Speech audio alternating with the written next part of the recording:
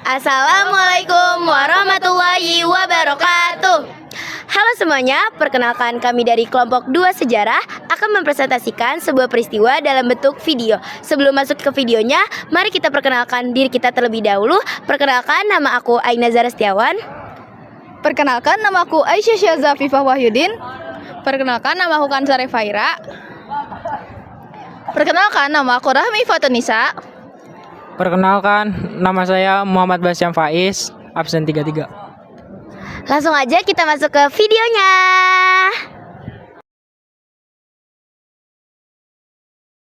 Cara berpikir dalam sejarah terbagi menjadi dua, yaitu sinkronis dan diakronis. Dalam peristiwa ini, aku bakal jelasin cara berpikir sejarah dengan diakronis. Yang pertama ada Dark Age atau abad pertengahan, dari abad 5 sampai 15. Setelah runtuhnya Kekaisaran Romawi Barat 476 Masehi, Eropa memasuki masa kemunduran. Ilmu pengetahuan, filsafat, dan kebudayaan tidak berkembang karena hampir seluruh aspek kehidupan didominasi oleh gereja. Periode ini sering disebut masa kegelapan karena minimnya kemajuan. Yang kedua ada Renaissance, dari abad 14 sampai ke-17. Dari kemunduran kepanjang itu, lahirlah gerakan kebangkitan kembali seni, ilmu, dan budaya di Italia lalu menyebar ke seluruh Eropa. Tokoh-tokoh seperti Leonardo da Vinci dan Galileo menekankan rasionalitas, eksperimen, dan kreativitas manusia. Renaissance menjadi jembatan dari abad pertengahan menuju zaman modern. Nah, yang ketiga ada Aufklärung atau zaman pencerahan dari abad 17 sampai ke-18. Semangat Renaissance mendorong lahirnya filsuf-filsuf besar yaitu Voltaire, John Locke, Montesquieu. Mereka menekankan kebebasan berpikir, hak asasi, demokrasi, dan rasionalitas. Gerakan ini melawan feodalisme dan absolutisme raja, serta menginspirasi perubahan sosial politik di Eropa. Terus ada revolusi industri pada abad ke-18-19. Pemikiran rasional Aufklärung memicu penemuan ilmiah dan teknologi baru seperti munculnya mesin uap, pabrik, serta perkembangan transportasi dan komunikasi. Nah, revolusi industri ini mengubah struktur masyarakat dari agraris menuju industri, serta dari kerja manual ke mekanis.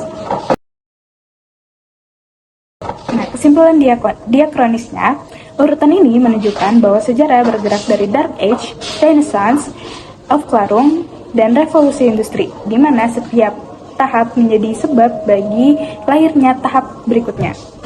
Seperti kemunduran Dark Age itu memicu kebangkitan Renaissance. Renaissance melahirkan rasionalitas yang berkembang menjadi Aufklärung, dan Aufklärung membuka jalan bagi inovasi teknologi dan sosial dan menjadi revolusi industri.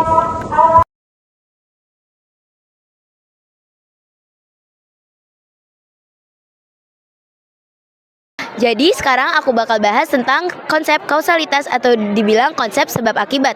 Aspek yang dilihat hubungan antar peristiwa sebab akibat dari munculnya sebuah peristiwa.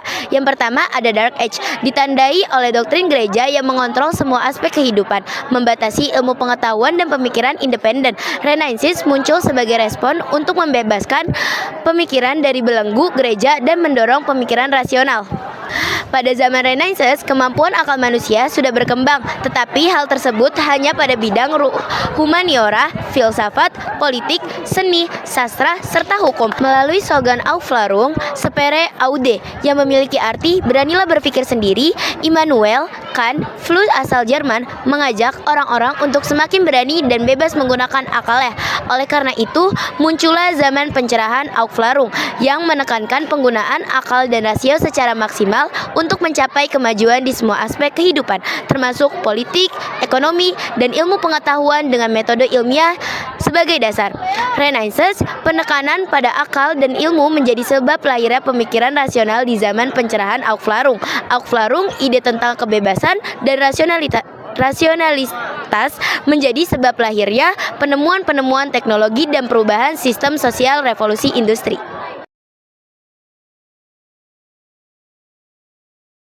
Yang kedua, aku akan membahas konsep perubahan.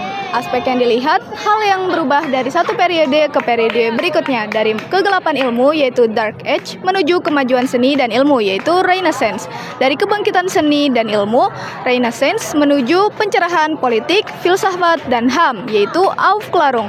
Dari pemikiran abstrak dan ide politik yaitu Aufklärung menuju perubahan nyata dalam ekonomi, teknologi, dan masyarakat, yaitu revolusi industri. Perubahan ekonomi yaitu dari agraris ke industri modern, kemudian ada perubahan teknologi dari tenaga kerja manusia atau hewan menuju ke mekanis. Yang selanjutnya adalah perubahan sosial dari masyarakat pedesaan ke masyarakat perkotaan. Perubahan transportasi dari kereta kuda menjadi kereta api. Perubahan lain yang terjadi adalah yang tadinya adalah masyarakat feodal, yaitu sistem sosial yang sangat hierarkis dan stratifikasi, berdasarkan kepemilikan tanah dan hubungan saling ketergantungan antara penguasa, bangsawan, dan rakyat biasa. Menjadi masyarakat kapitalis yang menekankan kesetaraan di bawah hukum, kepemilikan pribadi, persaingan, dan kebebasan individu. 3. Konsep keberlanjutan. Aspek yang dilihat hal yang tetap bertahan meski zaman berubah. Peran agama dan gereja tetap kuat meskipun muncul Renaissance dan Aufklärung. Pencarian ilmu pengetahuan berkelanjut di Renaissance ke Aufklärung dan revolusi industri. Oke guys, itu dia hasil presentasi video sejarah kami. Sekian dari kelompok kami. Wassalamualaikum